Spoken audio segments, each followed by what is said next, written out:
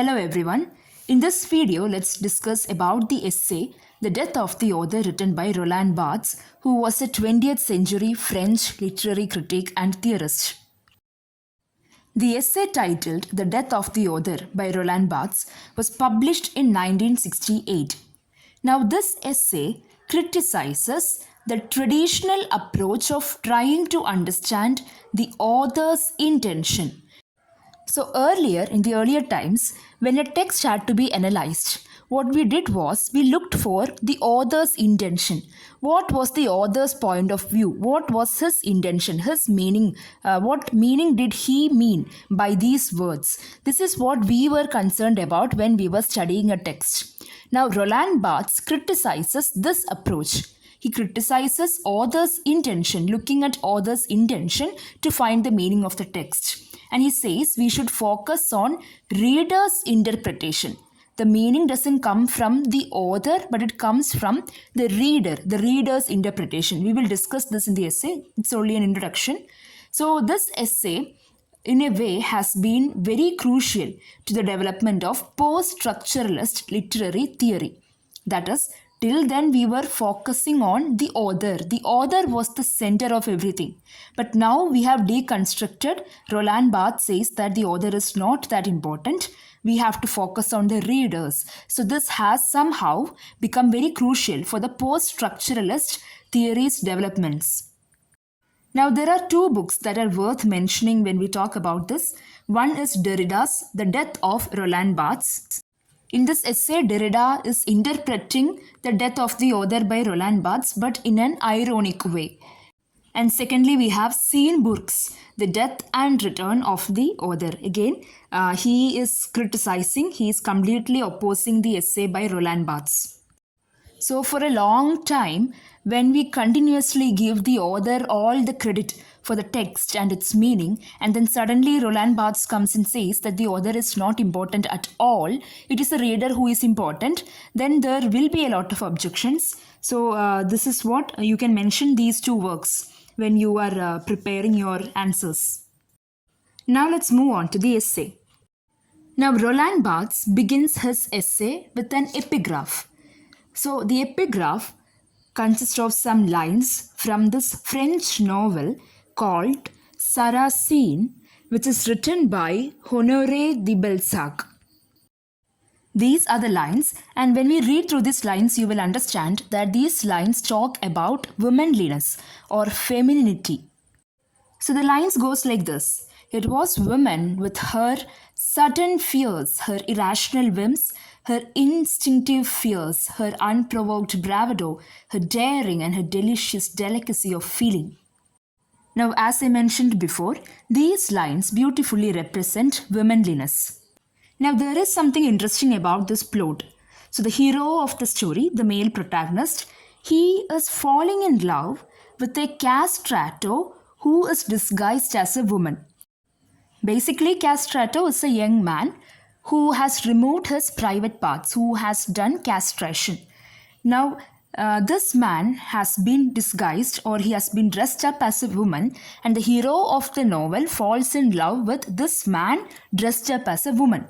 And these lines are told about this castrato disguised as a woman.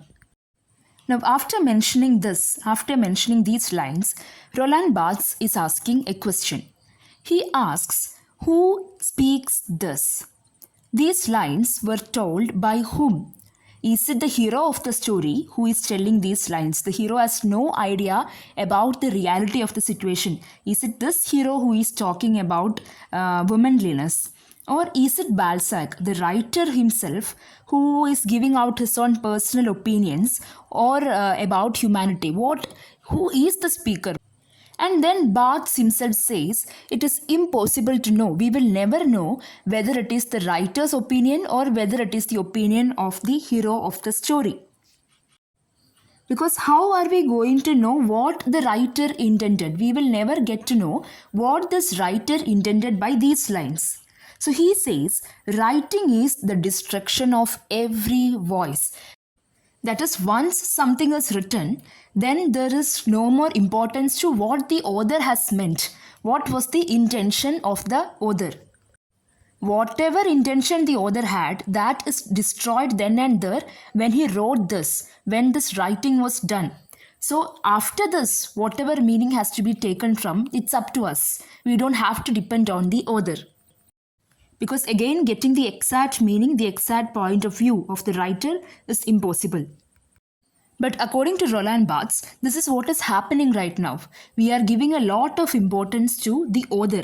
So he says this is a problem. In the earlier times, in the primitive times, we did not have written works. We had people who would orally keep conveying the stories from one generation to other. So we didn't have a particular author about whose intention we were very worried about. But this problem has started from the time of Renaissance. Maybe when the ideas about individualism and the printing press came and we had written printed works, we started to give a lot of credit to the author. So the modern phenomenon of the obsession, being obsessed with the author, has become a problem according to Roland Barthes. He says in these contemporary times, the image of literature is tyrannically centered on the author, his taste, his history, his passions, etc. So Barthes is telling that we are obsessed. We want to know about the biography of the author, the history of the author, his interest, his passion. Everything is about the author. So this is an obsession, and he says that this is a problem. And he gives two examples. First, he mentions the French poet Baudelaire. Now, Baudelaire is a poet who has a lot of controversies attached to him. And when we study his works, we are so much obsessed about the writer, the author, that we do not look at the work. We try to find out how is Baudelaire a failure from his works.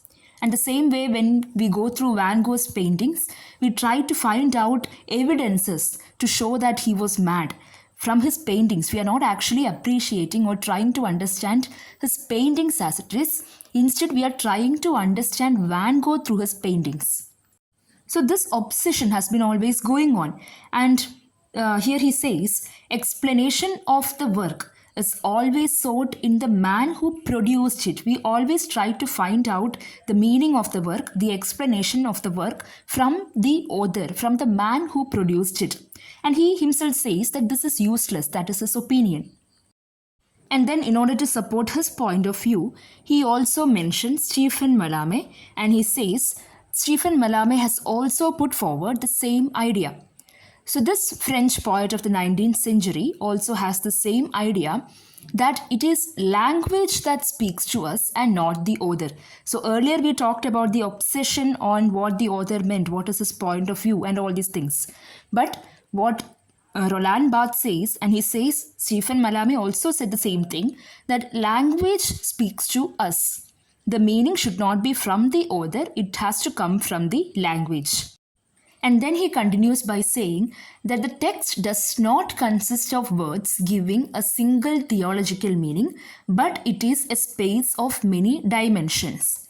That is, traditionally, earlier, we thought that the author had existed before the work was written, and then the work was written. So it's like how God existed before the creation of the universe, and then God created the universe. So somehow the author is related to, we relate the author to God, a God-like figure. We see the author like a God-like figure. And the meaning that the author intended is thought to be like a message from the God. This is the ultimate truth. There couldn't be any other meaning other than the point of view of the author. That is what we thought. That was the traditional view. Now here Roland Barthes says that text is not something that contains only one theological meaning, like one ultimate meaning from the author. It is not like that. It is a space of many dimensions.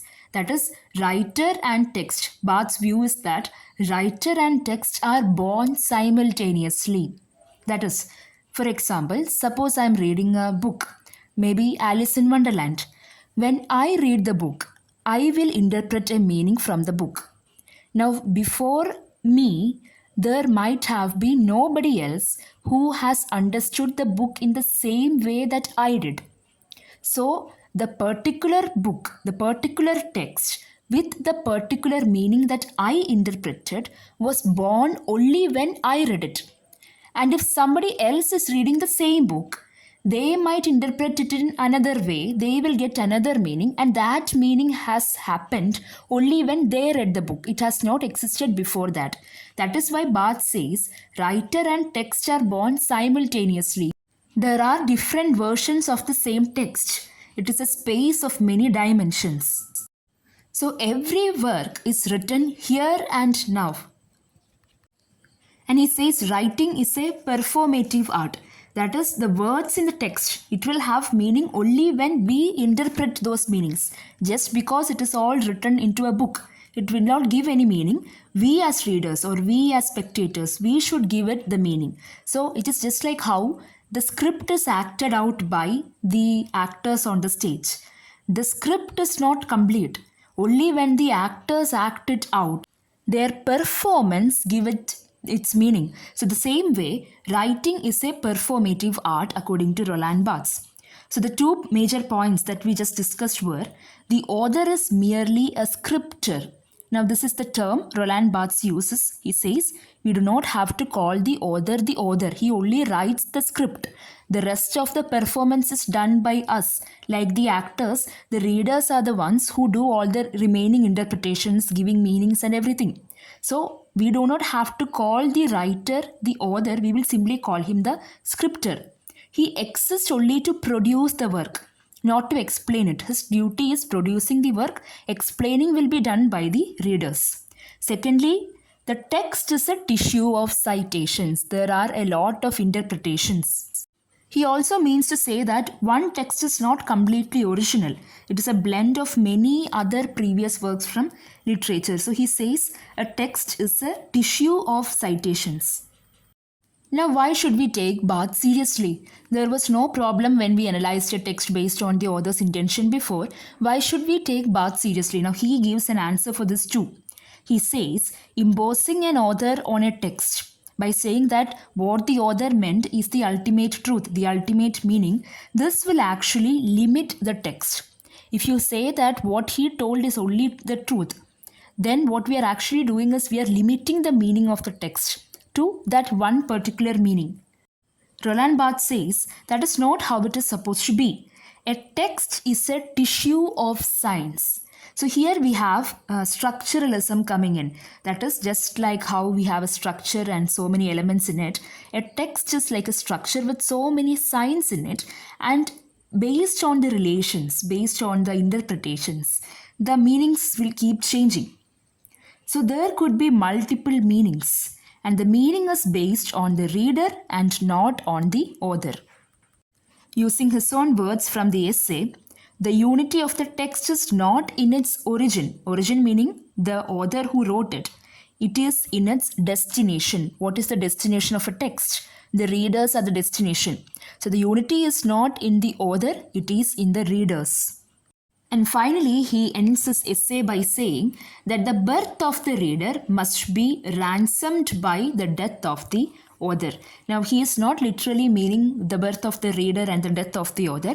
What he means to say is that we can give enough importance to the reader's interpretations and the reader's point of view only if we stop giving too much of this importance to the author's intention and the author's message. So that is what he means by the death of the author. So here what death of the author means is to ignore what the intention of the author is. You focus only on the interpretations of the readers. So instead of finding this theological meaning, as we told earlier, considering the author as the God, the creator of the text, so the meaning also should be what he intended. Instead of doing that type of analysis, we should think of writing as a multi-dimensional space. So we cannot decipher this. We cannot completely come to a conclusion that this is the meaning. We can only disentangle this. We can only find out the several meanings in the text. So that is the essay, The Death of the Author by Roland Barthes. So that is a way how we can see Roland Barthes as a part of New Criticism movement. Because as you know, New Criticism also focused on the text having the meaning in itself. You do not have to go behind what is the history of the author and what the background or circumstances were. All these things are not considered by the new critics.